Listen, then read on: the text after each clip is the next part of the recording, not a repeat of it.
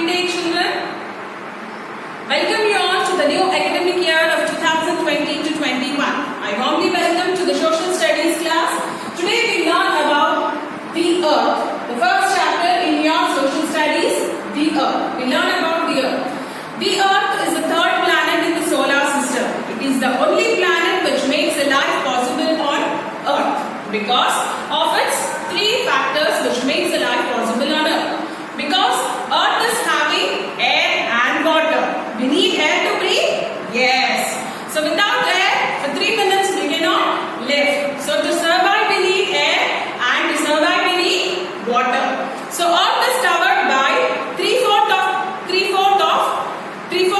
earth is covered by water and 1/4 is covered by land. That means 71% of water and 29% of land.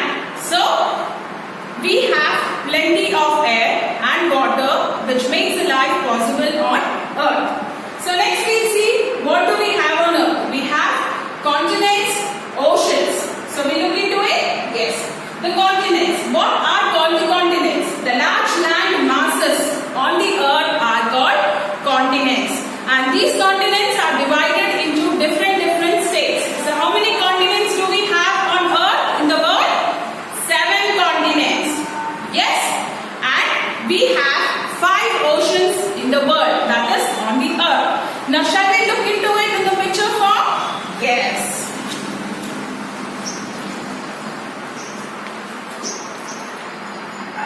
This is a small and simple diagram where you can understand the continents and oceans. Now look here children, come closer. You can see this is the model of the earth. All this blue color part is water. See how much of blue color? 3/4 of water as we have told earlier. 71% of water and all this colored are called continents. That is 1/4. 29% of land on earth. Now we see the 7 continents. As I told you, the continents means the large land masses are called continents.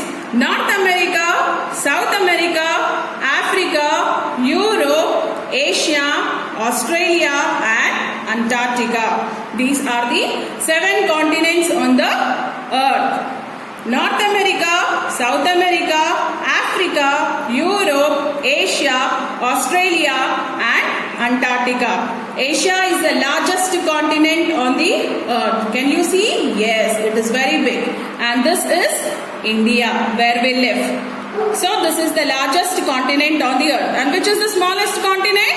Australia. Can you see in the area? Yes. Now we'll see what are oceans.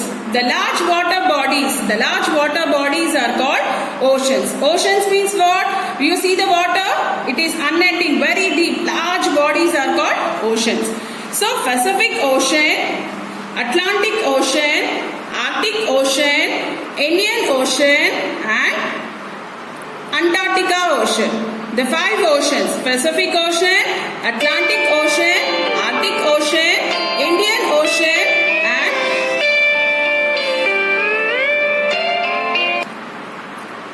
Antarctica Ocean. So the Pacific Ocean is the largest ocean in the world and the small ocean is the Arctic Ocean. Arctic Ocean is the smallest ocean in the world. Can you see children the 7 continents and the 5 oceans? Yes. Now we'll talk about the shape of the earth. How the shape of the earth?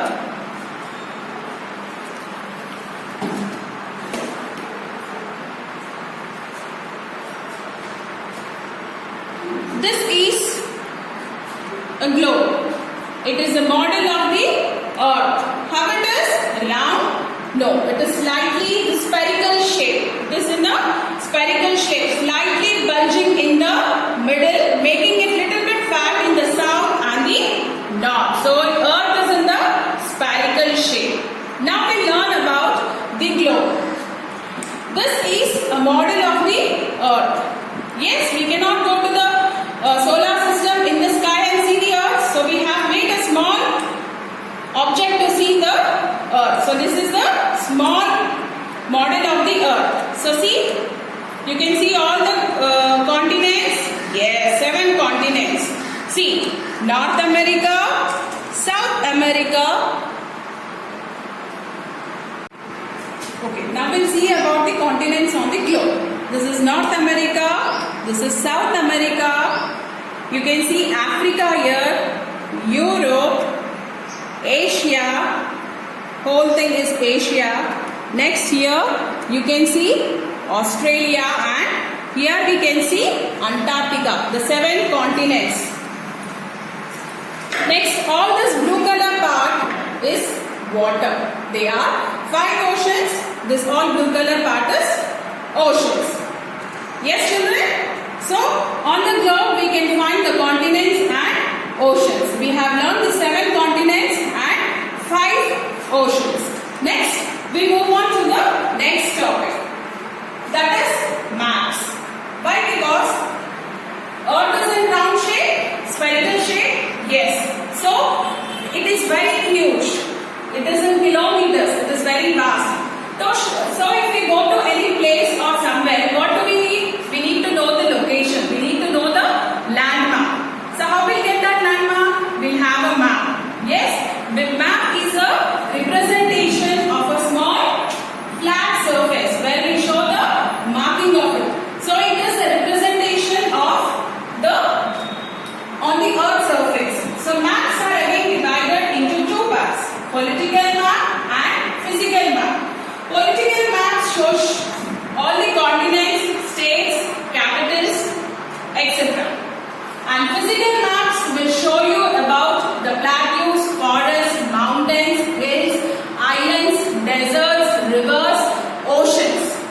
So this is the difference between the physical map and political map. The political map shows you about the states, continents and the capitals in detail. And the physical map shows you about the rivers, ocean, mountains, hills, forests, etc. So both the maps resemble differently. Yes? So map is nothing but it is a representation on the earth on a flat surface to make us easy to understand the location. Next we learn about the scale. How to, when we are doing the map, we have to know how to do the scale. Now for example, if you take 100 kilometers, how much far or how much distance 100 kilometers is? It is from here to the long. So can we show it on a paper? We have a small paper, A4 sheet paper. So can you show it in that? No. So what do we do? 100 kilometers, we show it as 1 centimeter on the paper. So we assume this 100 kilometers is equal to 1 centimeter. So this is example how we do the scaling on the map. Next we come to the directions. How many directions are there? There are 4 directions. North, south, east and west. If you turn the side, this will be the east and this will be the west. So here you can see north, south, east and west. These are the 4 directions. And children, it is important to know the directions. Yes or no? Yes.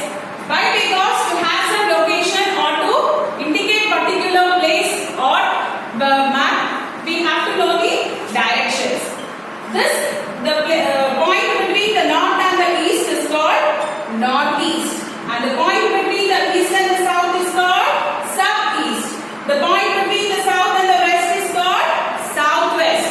And the point between the north and the west is called northeast. This is northwest, sorry. This is northwest. So these are the sub parts. These are all the sub parts. Northeast, southeast, southwest and northwest. So they help us to make the directions. Okay. Now we learn about the signs and symbols. Come closer, children. We'll know about the signs and symbols. See, here we have the symbols. So, there is no enough space on the map to show the mountain, rivers, bridges, dams and all. Yes, because the bridges, dams, church and all, it takes lot of space on the flat surface of a map to show. So, they will show it in the form of a symbols, small symbols. So, here we can see international boundary is shown as a dotted dark line and state boundary has a dotted lines. Metallic road is shown like this on the map. Unmetallic road road is shown in the dotted lines again. The bridge is shown in this symbol. So this symbol indicates that there is a bridge on the map. Railway line, this is a railway line. This is the dam symbol. This symbol is well and tank. This is stream. This indicates a forest on the map. And this circle with a dot shows the capital city of the state. And this symbol indicates a temple. This symbol indicates a church. This symbol indicates a mosque. PO means post office. If it is written PO, it is assumed that there is a post office on the map. Telegram office, TO. Police station, PS. Rest house is RH. So these are all the symbols which are indicated on the map for us to have a better understanding on the map. Next we will see the colors on the map. See, this is also a physical map which is colored differently. So each and every color on the map indicates a different geographical feature. Now let's see, for example, dark brown is showing mountains. See, this is a dark brown. These are all the mountains here. Yellow, hills and plateaus. Can you see light yellowish part? So this indicates they are hills and plateaus on the map. And green indicates plains. So can you see the green? Yes, these are all the plain areas. Light blue, swallow water. Can you see the light blue part here? Yes, this means the swallow water. Not much deep. The dark blue indicates the deep water. This is all the dark blue? Yes, this indicates these are all the oceans. So this indicates that each color indicates a particular thing on the map. So now we have a quick recap from the part 1 and the part 2. So we have learned about the Earth. The Earth is a unique planet. It is blue in color and it makes life possible on Earth. Earth planet has air and water to live. It is 3/4 covered by water and 1/4 of land. Or you can say 71% of water and 29% of land. Next, we have learnt about the continents and oceans. The large mass areas are called continents. They are 7 in number. North America, South America, Africa, Europe, Asia, Australia and Antarctica. And we have learnt oceans. The large water bodies on the Earth's surface is called water bodies. Pacific Ocean, Atlantic Ocean, Arctic Ocean, Indian Ocean and Antarctica Ocean. Yes? And next, we have learned about the model of the Earth. That is, we know about the globe. The continents where they are located and the oceans where they are located. And we have also learned about the maps. They are the physical representation on a flat surface. So maps are of 2 types, physical maps and political maps. Then we have also learned the scaling part. 10 kilometers is equal to 1 centimeter. And we have learned about the signs and symbols. Yes, that is small symbols which indicated on the map to make us to understand the location, the mapping easy. And we have learned about the different colors on the map indicate different parts, different geographical feature on the map. So we have concluded. So children, we have given you the animated part in the link below to understand you better. And we have given you the worksheet of hard words and readings. Please write it down in your classroom. Thank you.